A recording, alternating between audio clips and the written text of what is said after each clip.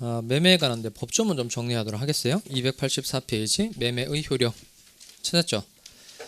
자, 568조 제가 읽습니다. 1항에 284페이지 상단 부분에 568조 1항 매도인은 매수인에 대하여 그 다음 밑줄에 볼까요? 매매의 목적이 된 권리 매매의 목적이 된 권리 밑줄 하시고 거기다가 뭐 건물 소유권 이전해주고 토지 소유권 이전해주고 동산 인도하고 채권 이전하는 걸 다 통틀어 말할 때 건물, 토지, 동산, 채권 다 합해서 재산권이라고 그래요. 그러니까 매매의 목적이 된 권리에다가 재산권이라고 쓰세요.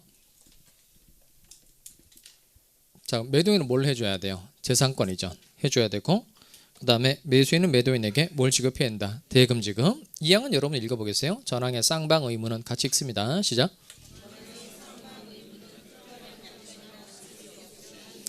동시에 이행하여야 한다. 그러니까 재산권 이전 의무하고 대금 지급 의무는 무슨 관계 있다? 동시 이행 관계 있다는 겁니다. 서로 네가 안 하면 나도 안 한다 이렇게 동시에 감면권 주장할 수 있다는 거예요. 자, 그다음 그 밑에 과실취득권 내용인데 이건 칠판을 먼저 볼까요?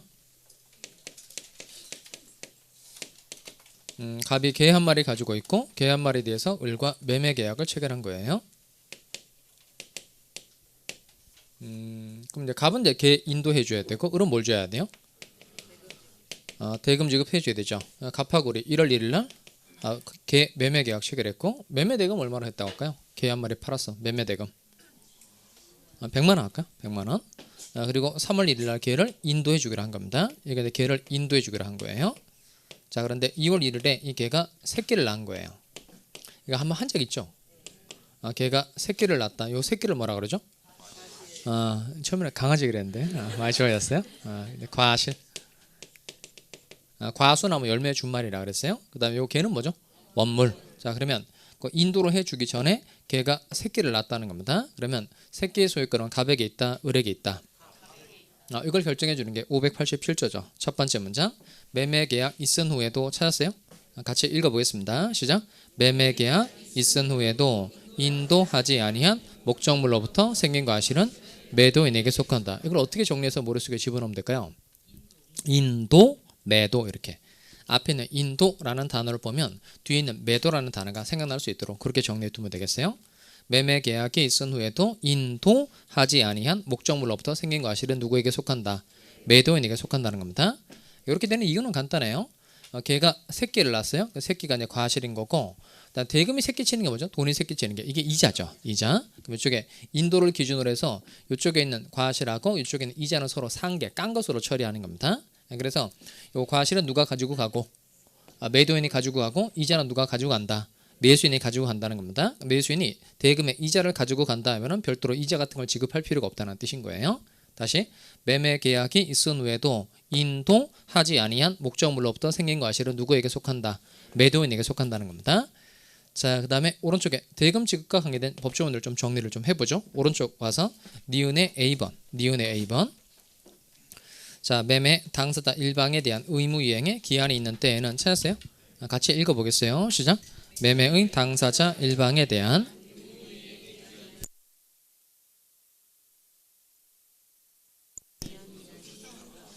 상대방의 의무 이행에 대하여도 동일한 기한이 있는 것으로 추정한다. 일단 추정한다가 일단 시험용어로 중요한데요.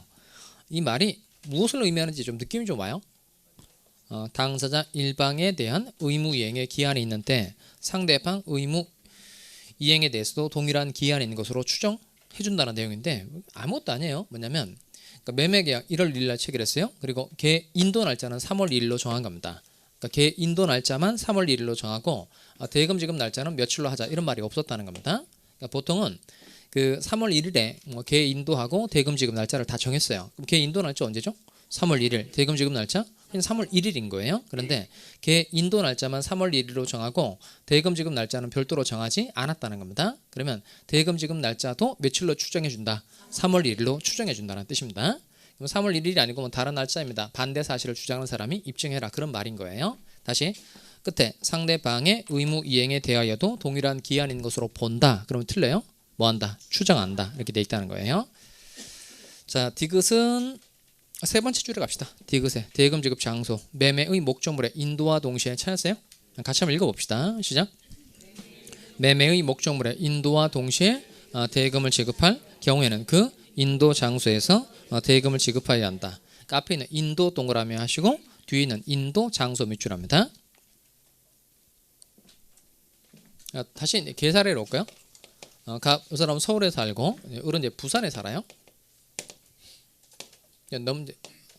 뭐니까 대전역에 만나서 걔를 이제 넘겨받기로 정한 겁니다. 갑은 서울에 살고 을 부산에 사는데 대전역에 만나서 걔를 인도해 주기로 한 거예요. 그럼 을은 대금 어디서 지급해야 돼요? 대전역에서 지급해야 된다는 겁니다. 이렇게 목적물의 인도와 동시에 대금을 지급할 경우에 대금 어디서 지급해야 된다. 그 인도 장소. 자, 그리고 리을 번에 갑시다. 대금의 이자 지급 찾았어요? 같이 읽어보겠어요. 시작. 매수인은 목적물의 인도를 받은 날로부터 대금의 이자를 지급해야 한다. 언제부터 이자 지급해 줘야 된다고요? 인도 받은 날로부터. 이 점은 좀 이상하지 않아요? 매수인은 목적물을 인도 받은 날로부터 대금의 이자를 지급해야 된다. 좀 이상하죠? 목적물을 인도 받은 날로부터 대금의 이자를 지급해야 된다. 이게 이상하게 생각되는 사람은 이런 경우를 생각하기 때문에 이상한 건데, 매매대금 줬단 말이에요. 매매대금 주고 걔를 또 넘겨받으면 또 그때부터 이자를 주라는 거. 이렇게 생각하면 이상한 거예요. 이건 그런 조문이 아니에요. 그러니까 대금을 줬다 안 줬다? 안 줬다는 거예요. 대금 안 준 거예요. 대금을 안 주고 목적물을 인도를 먼저 받은 거예요. 그럼 이 사람 일단 대금 안 줬으니까 대금 줘야 되죠. 또 대금에 대한 이자를 가산해서 붙여서 돌려줘야 되는데 그 이자 계산은 언제부터 하라는 거예요? 인도 받은 날로부터. 이건 매매대금을 지급 안 한 경우에 나오는 내용이에요. 아시겠죠? 그러니까 매매대금을 지급하지 않고 목적물을 먼저 인도를 받았어요. 그러면 매매대금 플러스 목적물을 인도받은 날로부터의 이자를 가산해서 돈을 주라는 내용인 겁니다. 이렇게 생각하면 하나도 이상하지 않죠? 이해돼요? 자, 그 다음에 미음에 가세요. B번 맨 아래쪽에 내려옵시다. 매매의 목적물에 대하여 찾았어요? 자, 첫 번째 문장이 조금 긴데 읽어보세요. 매매의 목적물에 대하여 권리를 주장하는 자가 있는 경우에 매수인이 매수한 권리의 전부나 일부를 이를 염려가 있는 때에는 매수인은 그 위험의 한도에서 대금의 전부나 일부의 지급을 거절할 수 있다. 거기서 중요한 단어가 두 자인데 뭘까요? 염려. 그런 걸 고르는 거 보니까 좀 염려스럽네요. 자, 뭘 골라야 될까요? 두 자. 거절? 거절하겠어요. 그다음 또 두 개 골라보세요. 두 자. 전부? 아니에요. 일부? 아니고.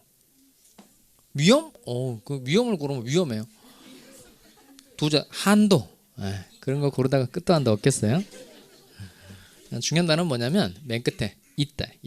이거 꼭 생각이 나야 돼요. 그러니까 제3자가 권리를 주장하고 있어요. 그러면 매수인은 대금 지급을 거절할 수 있다 없다? 있다. 그게 시험장에서 생각이 나야 돼요. 시험장 가서 있다가 생각이 나야 되는데 이런 거 있나? 이렇게 생각하면 안 돼요. 있다 없다? 있다. 그러니까 걔 매매 계약 체결했는데 제3자 병이 나타나서 걔에 대한 소유권 나한테 있다 이렇게 주장하고 있는 거예요.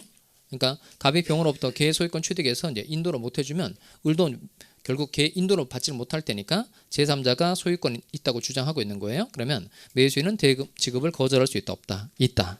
그럼 이때 매수인 쪽에서 대금 지급 거절하면 매도인이 할 수 있는 조치는 뭐예요? 그 돈을 법원에다가 공탁하라 할 수 있다는 거예요. 그게 두 번째 문장입니다. 자, 매수인에게 위와 같은 대금 지급 거절권이 있다. 그러면 매도인은 내가 확실히 소유권 취득해서 매수인 너한테 소유권 이전해 줄 테니까 그동안 돈을 법원에다가 맡겨놔라 라고 할 수 있다는 겁니다. 대금에 공탁을 청구할 수 있다 없다? 있다. 여기도 중요한 단어가 있다예요. 권리 주장자가 있으면 매수인은 대금 지급 거절할 수 있다 없다? 있다. 그리고 매수인이 대금 지급 거절하면 매도인은 공탁 청구할 수 있다 없다? 있다. 그렇게 정리하시면 되겠어요. 자, 여기까지가 매매 내용인데요. 또 매매 목적물에 하자가 있다. 권리의 하자, 물건의 하자가 있으면 매도인이 대금을 깎아줘야 되는 경우, 또는 계약 해지해서 받았던 거 돌려줘야 되는 거, 그다음 매수인에게 생긴 손해배상 해주는 제도가 매도인의 담보 책임이 있는데 이건 기초과정에서 배우지 않고요. 기본과정 가서 이제 한번 살펴보도록 하겠어요. 자, 아까 매매 계약은 무슨 계약에 해당한다 그랬죠? 서로 출연했으니까 유상, 그다음 결련성이 있으니까 쌍무, 그다음 약정 가지고 성립하니까 낙성, 특별한 방식은 필요가 없으니까 불효식이라 그랬죠. 그 유상 계약의 반대는 뭐예요? 무상. 쌍무 계약의 반대는 편무. 낙성 계약의 반대는 요물. 그다음 불효식 계약의 반대는 요식 계약. 매매 계약은 어디에 해당한다고요? 유상, 쌍무, 낙성, 불효식. 더 빨리 해봅시다. 유상, 쌍무, 낙성, 불효식. 유상, 쌍무, 낙성, 불효식. 유상, 쌍무, 낙성, 불효식. 이게 입에 잘 붙어야 돼요. 유상, 쌍무, 낙성, 불효식. 유상, 쌍무, 낙성, 불효식. 그러니까 잘 외워지지 않는 건 많이 반복해서 입에 붙이는 방법이 유일한 거예요. 그러니까 몇 번 껌뻑껌뻑 해보고 머릿속에 들어오질 않는단 말이에요. 그래서 항상 잘 되지 않는 부분을 반복해서 입에 여러 번 해보는 거예요. 그러니까 전형격 외우다 보면 결국 노무 제공에서 막히죠. 소비대차, 사용대차, 임대차까지는 그냥 6개는 그냥 하잖아요. 노무 제공부터 막히죠. 거기서 또 그거 많이 하는 거예요. 고용도급 여행, 고용도급 여행, 고용도급 여행. 뒤에 3개. 현상광고, 위임임치, 현상광고, 위임임치. 6개 쭉 연결해서 고용, 도급, 여행, 현상광고, 위임임치, 고용, 도급, 여행, 현상광고, 위임임치. 이렇게 잘 안 되는 부분을 계속 반복해서 외우는 거예요. 그 방법밖에 없어요. 자, 이번에는 갑이 건물 가지고 있고 을은 이제 토지를 가지고 있는데 이 두 가지 부동산을 서로 맞바꾸려고 하는 겁니다. 요게 교환 계약입니다. 그러니까 물건 또는 권리를 서로 맞바꾸기로 약속하는 계약이 교환 계약인데 이런 책으로 294페이지입니다. 294. 자, 찾았어요? 294페이지 교환 계약은 쭉 내려와서 596조 교환의 의 같이 하면 읽습니다. 교환은 같이 읽어보죠. 시작.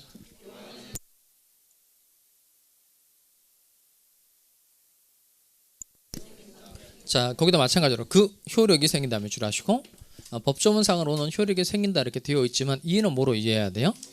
성립한다 이렇게 이해해야 되죠. 그 다음 중요한 단어가 두 자인데 뭘까요? 성립과 관련해서 중요한 단어는 뭐예요? 약정. 약정. 자, 그럼 아까 매매의 경우에는 을이 대금, 금전 지급하는 건 매매 계약이 되는 거고 교환 계약은 금전 이외의 재단권을 상호 이전할 것을 모함으로써 약정함으로써 성립하는 계약입니다. 갑이라는 사람이 건물 소유권 이전해 줄게 약정, 을이 토지 소유권 이전해 줄게 라고 약정하면 교환 계약이 성립하는 거예요.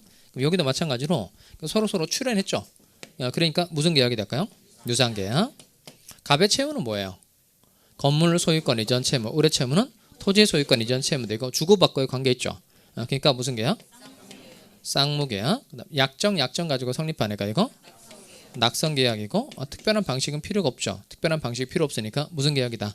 불효식 계약. 그래서 유상, 쌍무, 낙성, 불효식 계약에 해당한다는 겁니다. 근데 그 교환 계약의 경우에 생기는 문제가 뭐냐면 이게 금액이 같은 경우가 대부분이에요. 다른 경우가 대부분이에요. 다른 경우. 그러니까 이 건물은 1억짜리예요. 토지는 8천만 원짜리인 겁니다. 근데 이게 가격을 맞추기 위해서 따로 돈 2천만 원을 따로 돈 지급할 수 있죠. 그러니까 가격을 맞추기 위해서 을이 따로 지급하는 돈 이건 보충금이라 그래요.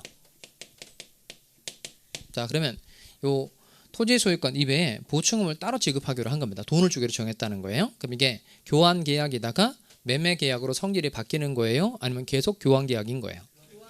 계속 교환 계약인 거예요. 매매 계약이 되려면 반대급부가 뭐죠? 금전. 그러니까 오로지 금전일 때 매매 계약이 되는 건데 요 금전 이외에 토지 소유권 들어가는 거니까 매매 계약으로 성질이 바뀔 수 있어요? 없어요? 없어요. 그러니까 보충금 지급을 약정했다고 해서 매매 계약으로 성질이 바뀌는 게 아니고 그냥 무슨 계약이 된다? 교환 계약이 된다는 겁니다. 다만 이 보충금은 매매에서 뭐와 똑같은 역할을 하는 거냐면 매매 대금하고 똑같은 역할을 하는 거예요. 그러니까 보충금에 대해서는 매매 대금에 관한 규정이 보충금에도 적용된다 안 된다? 된다는 거예요.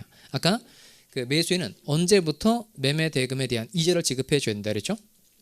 목적물을 인도받은 날. 그러니까 보충금도 똑같아요. 목적물을 뭘 받은 날? 인도받은 날로부터 보충금에 대한 이자를 지급해 줘야 되고 아까 매매 대금 공부할 때 목적물의 인도와 동시에 대금을 지급할 경우에 대금 어디서 지급해야 된다? 그 인도 장소. 보충금도 마찬가지인 거예요. 목적물의 인도와 동시에 보충금을 지급하기로 했다면 보충금 어디서 지급해야 된다? 그 인도 장소. 그러니까 이 보충금에 대해서는 매매 대금에 관한 규정이 준용된다는 겁니다.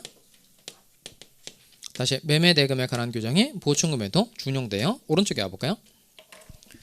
자, 교환의 목적물이라고 해서 양가로 2번, 양가로 2번의 교환의 목적물 찾았어요? 자, 그 동그라미 2번의 세 번째 줄 보충금이란 찾았어요? 자, 오른쪽 페이지입니다. 오른쪽 페이지. 자, 교환의 목적물 동그라미 2번의 세 번째 줄 보충금이란 같이 읽어보겠어요. 시작. 보충금이란 그 차익을 보충하기 위한 금전을 말하는데 맨 끝에 밑줄 보충금에 대해서는 매매 대금에 관한 규정이 준용된다. 다시 뭐에 대해서는 보증금에 대해서는 매매 대금에 관한 규정이 준용된다. 그러니까 준용 동그라미 하시고 준용은 이제 준해서 적용한다는 뜻이에요. 그러니까 매매에 관한 규정을 보증금 상황에 맞게끔 필요한 변경을 가해서 적용한다. 이게 준용의 뜻입니다. 필요한 변경을 가하여 적용한다. 이걸 준용이라고 그래요. 자, 그럼 7번 다시 와서 이렇게 금전 이외 재산권을 상호 이전할 것을 약정함으로써 성립하는 계약이 무슨 계약? 교환계약. 교환계약 어디에 해당한다고요? 유상, 쌍무, 낙성, 불효식 계약에 해당하고 요 교환계약의 경우에 동시환매권 문제 생길까요? 안 생길까요? 생기죠. 왜 생기죠? 쌍무계약이라서 교환계약의 경우에 위험부담 문제 생길까요? 안 생길까요? 생기죠. 쌍무계약일 때 나오는 제도 두 가지가 동시행위 항명권하고 위험부담이었으니까 교환계약의 경우에도 동시행항명권 위험부담 문제 당연히 생긴다는 겁니다. 그 정도 알아두시면 되겠어요. 자, 그리고 임대차를 갑시다. 맨 아래쪽에 자 오른쪽 페이지 맨 아래쪽 618조인데요. 자, 임대차의 의 또 같이 읽어보겠어요. 시작. 임대차는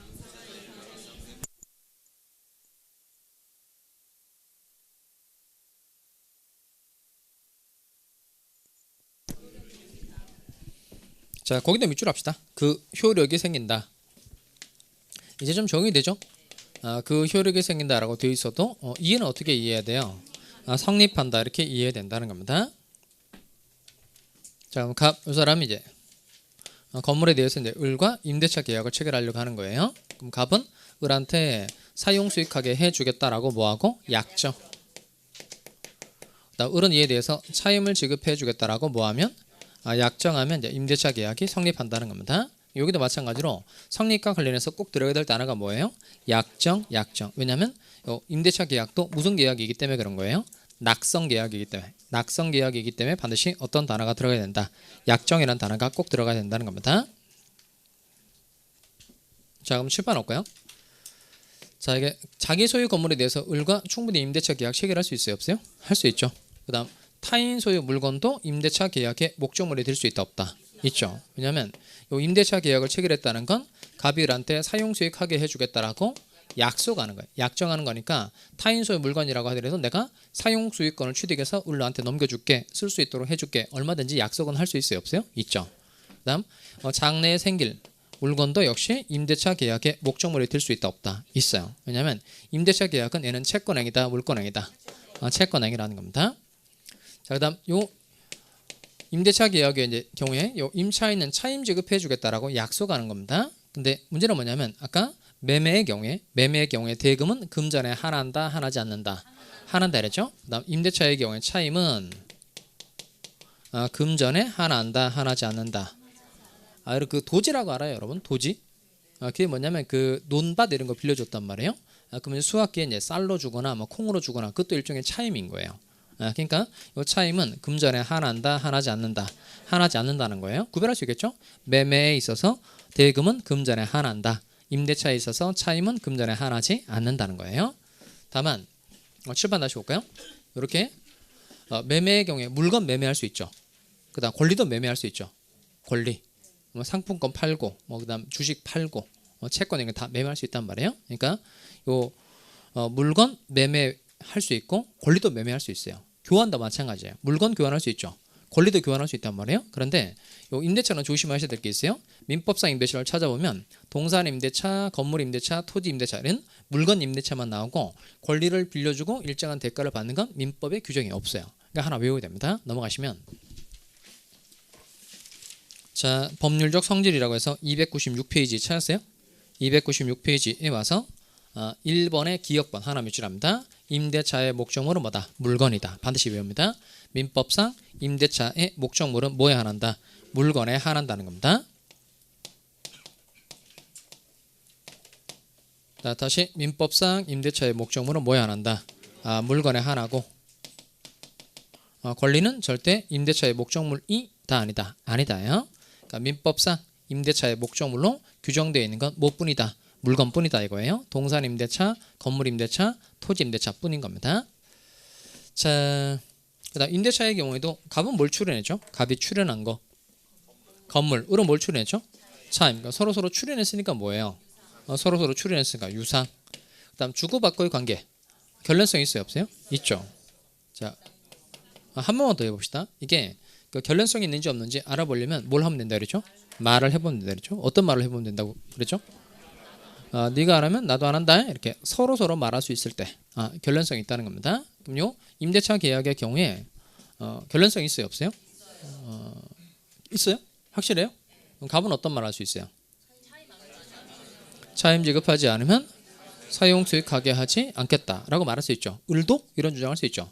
네가 사용 수익하게 해주지 않으면 차임 지급해주지 않겠다. 서로 이런 말을 할 수 있으니까 결론성이 있는 거예요. 그 현상 광고 있죠. 현상 광고. 눈 뜨고. 자, 갑 사람이 을한테 사람을 찾아주면 100만 원을 주겠다 이렇게 얘기한 겁니다. 우리 사람을 찾아서 이제 응모하면 100만 원 받을 수 있는 거예요. 이게 무슨 계약이죠? 현상 광고. 현상 광고인데 현상 광고의 경우에 갑 뭘 출연했죠? 갑은 을한테 사람 찾아주면 100만 원 주겠다라고 얘기했으니까 갑은 뭘 출연했죠? 100만 원. 갑 출연한 거 있고 을은 출연한 거 있어요, 없어요? 있어요. 그 뭐냐면 그 재산을 내놓는 것만 출연은 아니에요. 나중에 강의 다시 들을 때 내가 해준단 말이에요. 그때 들었던 게 두 번 들을 때, 세 번 들을 때 다른 게 느껴지는데 전에는 안 들렸던 게 두 번 듣고 세 번 듣고 다시 들려요. 그러니까 재산을 내놓거나 노무를 제공하는 걸 출연이라 그래요. 그러니까 재산뿐만 아니라 몸으로 떼우는 거 있죠. 몸으로 떼우는 것도 출연이에요. 그 을은 출연한 거 있어요, 없어요? 있죠. 사람을 찾는 품을 팔았어요. 품을 팔았으니까 애도 출연한 거야. 그럼 서로 출연했으니까 뭐죠? 유사한계약. 결론성 있어요, 없어요? 막 찍지 마시고. 뭘 또 없어요. 자, 결론성 있어요, 없어요? 있어요? 내 표정을 살피지 말고 제발. 자, 결론성 있다 없다? 아까 제가 결론성이 있는지 알아보려면 뭘 하면 된다 그랬죠? 어떤 말을 하면 된다 그랬죠?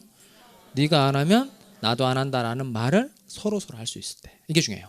서로 할 수 있을 때. 자, 갑은 이러면 할 수 있어요, 없어요? 갑. 오늘 뭐 생각나는 거대로 확 질러보고 집에 가고 싶으신 거예요? 갑은 이러면 네가 안 하면 나도 안 한다 이렇게 할 수 있어요, 없어요? 할 수 있잖아요. 네가 사람 안 찾으면 100만 원 안 줄 거야 이렇게 말할 수 있죠. 을은 이런 주장 할 수 있어요, 없어요? 을 안 되죠. 을은 봐봐요. 을은 네가 100만 원 안 주면 나 사람 안 찾는다 이런 주장 할 수 없죠. 현상관계는 반드시 사람을 먼저 찾아서 응모를 해야 나중에 돈을 받는 거잖아요. 그러니까 요 갑이라는 사람은 네가 안 하면 나도 안 한다라는 말을 할 수 있는데 을이라는 사람은 네가 100만 원 안 주면 사람 안 찾겠다 이런 주장을 할 수 있다 없다? 없다는 거야. 그러니까 주고받고의 관계는 아니에요. 그러니까 결론성이 없으니까 얘는 무슨 계약이다? 편모계약이라는 겁니다. 제 말 이해돼요? 이게 결론성을 판단할 수 있는 유일한 방법이에요. 쉽고 아주 간단한 유일한 방법입니다. 네가 안 하면 나도 안 한다라는 말을 서로 할 수 있을 때 뭐가 있다? 결론성이 있다. 이렇게 말합니다. 자, 그럼 임대차는 당연히 결론성이 있죠. 그다음 약정 가지고 성립하니까 무슨 계약이죠? 낙성 계약이고 특별한 방식이 필요 없으니까 불효식 계약. 똑같네요. 매매, 교환, 임대차 여기까지는 법적 성질이 다 똑같은 겁니다. 무슨 계약이라고요? 유상, 쌍무, 낙성, 불효식 계약. 유상, 쌍무, 낙성, 불효식 계약. 자, 그리고 이제 또 7번 볼까요? 남의 물건 빌려 쓰는 것들은 이제 존속 기간이 있다 그랬으니까 정리를 해봐야 되겠네요. 자, 그때 임차인한테 최단 존속 기간 10년을 보장해 주는 게 임차인에게 좋아요? 아니면 최장 존속 기간 100년을 보장해 주는 게 임차인에게 좋아요? 이런 건 제가 한번 질문 드린 적 있죠. 지상권 할 때. 그럼 이게 최단 존속 기간 10년 그러면 임차인은 무조건 10년 동안 살 수 있다는 뜻이고, 다음 최장 존속 기간 100년은 당사자가 존속 기간을 아무리 길게 잡아도 100년 넘어서는 안 된다는 뜻입니다. 여기는 100년만 넘지만 안 하면 되는 거니까 그냥 1년으로 정해도 상관없다는 뜻인 거예요. 그러면 경제적 약자 이런 사람 보호해 주려면 오래 살 수 있는 기간을 최소한 살 수 있는 기간을 길게 보장해 주는 게 좋은 거죠. 결국 임차인한테 뭐가 좋은 거예요? 최단 10년이 좋은 거예요. 최단 10년. 자, 그러면 민법상 임대차의 경우에 최단 존속 기간을 제한하는 규정이 민법에 있느냐? 그다음 최장 존속 기간을 제한하는 규정이 민법에 있느냐? 이걸 잘 정리해서 외워두셔야 됩니다. 오른쪽에 와봐요. 자, 존속 기간을 약정한 경우 찾았어요? 자, 거기 동그라미 1번 민법에는 최단 존속 기간에 제한 규정이 있고 없고 그것까지 위주랍니다. 일단 이걸 잘 외우셔야 됩니다. 민법상 임대차의 경우에 최단 존속 기간 제한 규정이 있다 없다? 다시 민법상 임대차에 최단 존속 기간 제한 규정이 있다 없다? 없어요. 다음 두 번째 갈까요? 동그라미 2번 맨 끝에 갑시다. 최장 존속 기간의 제한이 없다. 그러니까 최장 존속 기간 제한 규정도 있다 없다? 없어요. 결론은 뭐예요? 둘 다 없다는 건데 둘 다 없다 결론은 뭐예요? 그러니까 최소 이 기간만큼은 무조건 보장해줘라 이런 규정도 없고 그다음 임대차 존속기간 몇 년 넘지 마라 이런 규정도 없다는 겁니다. 그럼 최단 존속기간 제한도 없고 최장 존속기간 제한 규정도 없으니까 결국 결론은 뭐예요? 당사자가 자유롭게 존속기간 정할 수 있다 없다? 있다는 거예요. 그러니까 제대로 이해했는지 여쭤볼 테니까 잘 따라오세요. 눈 뜨고. 자, 건물 임대차의 존속기간을 6개월로 정하는 거 돼야 안 돼요? 건물 임대차의 존속기간을 6개월로 하는 거 된다 안 된다? 건물 임대차의 존속기간을 3년으로 하는 거 된다 안 된다? 건물 임대차의 존속기간을 15년으로 하는 거 돼야 안 돼요? 건물 임대차의 존속기간을 50년으로 하는 거 돼야 안 돼요? 자, 그 다음 토지 임대차의 존속기간을 6개월로 하는 거 3년으로 하는 거 15년으로 하는 거 50년으로 하는 거 다 되죠. 왜냐하면 모두 없고 모두 없으므로 최단도 없고 최장도 없으므로. 그 다음에 요거 틀리면 안 돼요. 건물 임대차의 존속기간을 6개월로 하는 거 안 된다 이렇게 생각하시면 안 돼요. 그러니까 안 되는 건 어디가 안 되는 거냐면 건물 전세권 전세권은 물권 채권 걔는 물권 임대차는 물권 채권 그러니까 건물 전세권의 경우에는 최단 존속기간 제한 규정 1년이 있죠. 거기는 이제 1년간 보장을 해줘야 되니까 건물 전세권의 존속기간을 6개월로 하는 건 안 돼요. 근데 지금 우리가 하고 있는 건 전세권 하고 있는 거예요? 임대차 하고 있는 거예요? 임대차. 채권에 해당되는 임대차 하고 있는 겁니다. 그래서 여기는 최단 존속기간 제한도 없고 최장 존속기간 제한도 없으니까 당사자가 자유롭게 기간 정할 수 있다 없다? 있다는 거예요. 자, 그 다음 해지 통고 제도를 한번 봅시다. 양가로 2번. 자, 존속기간을 약정하지 않은 경우 해서 이때 나오는 제도가 해지 통고인데요. 쓰는 용어가 조금 달라요.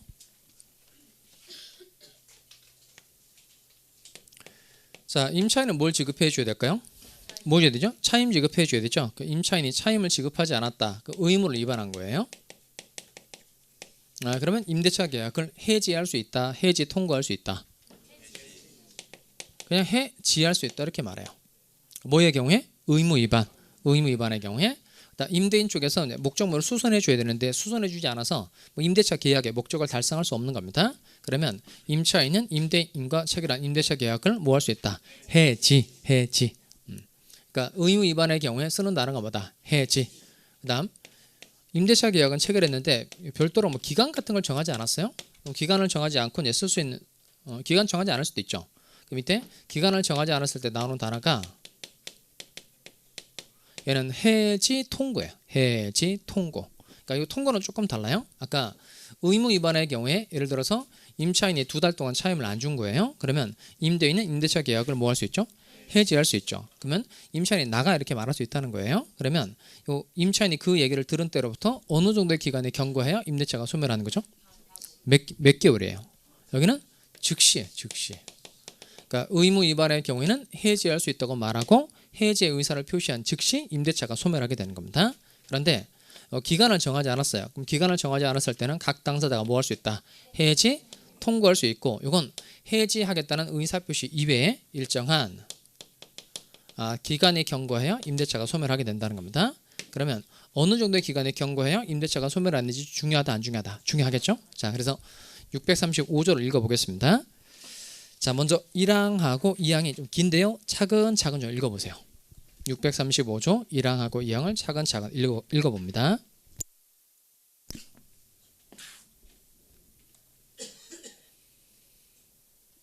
자, 읽어보셨어요? 요거 자체가 시험 문제입니다. 법조문을 이렇게 1항하고 2항을 따서 숫자에다가 괄호를 이렇게 해서 6월에다가 기역, 그 다음에 1월에다가 니은, 그 다음에 5일에다가 디귿 이렇게 해서 괄호 안에 들어갈 숫자로 바르게 나열된 것은 이렇게 한 문제짜리예요. 그러니까 숫자 중에 의미 있는 숫자 중에 다른 건 다 시험에 다 출제됐어요. 얘가 유일하게 아직 안 난 부분입니다. 그러니까 숫자를 잘 외우셔야 돼요. 자, 그럼 7번을 봅시다. 이쪽에 다시 와서 건물 임대차 계약을 체결했어요. 건물 임대차 계약을 체결하고 그다음 존속 기간을 별도로 몇 년으로 하자 이렇게 기간을 정하지 않았다는 겁니다. 그러면 임차인이 계속 살 수 있는 거 맞죠? 근데 기간을 정하지 않고 이제 임대차 목적물을 쓰고 있는 상태니까 그러니까 임대인 쪽에서 임차인 보고 나가 이렇게 말할 수 있다 없다? 있죠. 그럼 이때 곧바로 임대차가 끝나면 돼요, 안 돼요? 안 되죠. 그 임차인도 다른 집을 구해야 되는 등 시간적 여유를 줄 필요 있어요, 없어요? 있죠. 그다음 요 건물에 대한 임대차 계약을 체결한 건 맞는데 기간을 정하지 않은 거예요. 그럼 임차인 쪽에서도 살다가 마음에 들지 않으면 나가겠다 이렇게 말할 수 있죠. 그럼 이제 곧바로 임대차 끝나면 안 되겠죠. 예를 들어서 임대인도 보증금 같은 거 받은 거 있다면 돈을 융통할 수 있는 시간적 여유를 줘야 되잖아요. 이렇게 기간을 정하지 않고 목적물을 쓰고 있을 때 나오는 제도가 뭐다? 해지 통고 제도인데 어느 정도의 기간에 경과해야 임대차가 소멸한지 중요하다는 겁니다. 자, 그래서 부동산 임대차의 경우에 두 가지로 나누어서 먼저 임대인 쪽에서 해지 통고를 했다는 겁니다. 그러니까 임대인 쪽에서 나가 이렇게 얘기했다는 겁니다. 그러면 임차인이 그 얘기를 들은 날로부터 몇 개월이 경과해야 임대차가 소멸하는 거죠? 6개월. 다음 부동산 임대차인데 임차인 쪽에서 나가겠다 이렇게 말할 수 있다는 겁니다. 임차인도 해지 통고할 수 있다 없다? 있다. 그러면 임대인이 그 얘기를 들은 때로부터 몇 개월이 경과해야 6개월, 1개월이 경과해야 임대차 소멸하는 겁니다. 기간이 다르게 돼 있어요. 그 다음에 동산 임대차는 임대인이 해지 통고를 했든 임차인이 해지 통고했든 공히 똑같이 다 같이 어느 정도 기간이 경과해야 5일의 기간이 경과해야 임대차가 소멸한다는 겁니다. 그래서 숫자를 외우셔야 돼요. 6, 1, 5 이렇게 돼 있어요. 6, 1, 5. 자, 외울 수 있겠어요? 6, 1, 5. 자, 다시 635조 1항인데요. 잘 따라오세요. 자, 임대차 기간에 약정이 없는 때, 그럼 줄할까요? 기간에 약정이 없는 때. 기간에 약정이 없는 때에는 당사자는 언제든지 계약 해지에 통고를 할 수 있다. 해지 통고 네모칸 칠까요? 그러니까 기간에 약정이 없는 때 해지할 수 있다. 그러면 틀려요. 반드시 기간 정하지 않았을 때 나오는 제도가 뭐다? 해지 통고. 뭐 할 수 있다? 해지 통고. 자, 그다음 상대방이 전항의 통고를 받은 날로부터 다음 각 호의 기간에 경과하면 해지의 효력이 생긴다. 그다음 1점 이렇게 돼 있죠? 얘는 뭐라 읽어야 돼요? 1호 이렇게 읽어야 됩니다. 자, 토지, 건물, 기타의 공작물에 대하여는 그러니까 부동산 임대차에 대하여는 이렇게 이해하시면 되겠어요. 자, 임대인이 해지를 통과한 경우에는 몇 월? 6월. 임차인이 해지를 통과한 경우에는 1월. 이어갑시다. 동산에 대해서는 5일이니까 숫자 외우셔야 돼요. 어떻게 돼 있다고요? 6, 1, 5. 그리고 6.25 사변 알죠? 6.25 사변. 6.25 사변은 언제 일어났어요? 1950년 6월 25일에 일어났잖아요. 근데 그게 좀 잘못된 거예요. 원래 그 6.25 사변은 언제 일어났냐면 6월 25일에 일어난 게 아니고요. 6월 15일에 일어났어요. 그래서 원래 6.15 사변이라고 얘기해야 되는데 이걸 쓰겠어요? 6.15 아시겠어요? 하지 말까 그랬나? 저는 옛날에 그 국사 문제 풀 때 국사 문제 풀 때 그 제일 짜증났던 게 뭐냐면 뭐 기역, 니은, 디귿 이렇게 해서 다음 뭐 시대 순으로 바르게 나열된 것을 이런 문제 나오면 진짜 짜증 나더라고. 그리고 뭐 맨날 안 빠지고 나오는 게 임진왜란이 있더라고요. 그래서 제가 옛날에 저는 이제 틀린 문제를 모아놓고 이제 그 다음에 안 틀려야 되잖아요. 그래서 어쨌든 이제 외워야 되잖아요. 그러니까 해보니까 임진왜란이 일어난 연도만 확실하게 알면 앞뒤로 이렇게 끼워 맞춰가지고 문제를 맞출 수 있을 것 같더라고요. 그 임진왜란은 언제 일어났어요? 이게 1592년에 일어났죠. 왜 1592년에 일어난 줄 아세요? 이제 외구들이 이렇게 쳐들어온 거예요. 외구들이 쳐들어왔는데 이제 그때 이제 우리나라 사람들이 이러고 있을 때가 아니야 이렇게 된 거예요. 이러고 있을 때가 아니야. 그게 1592년인 거예요.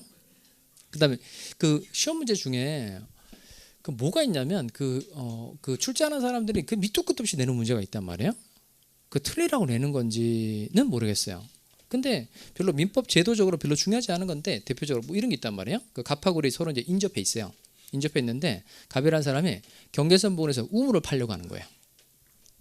경계선 부근에서 이제 우물을 파려고 하는 겁니다. 그 우물을 파려고 할 때 경계로부터 몇 미터 이상 거리를 둬야 돼요. 그 이런 문제 너무 황당하지 않아요? 아니 내가 평생 우물 팔 일이 있겠어요?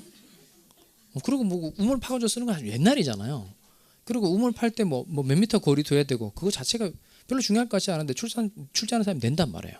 그래서 경계선 부근에서 이제 우물 같은 거 팔 때는 경계로부터 2미터 이상 거리를 둬야 돼. 왜 2미터 이상 거리를 둬야 될까요? 우물이라서 그런 거예요. 우물이 두 자니까 2미터 이렇게 외우면 된다는 거예요.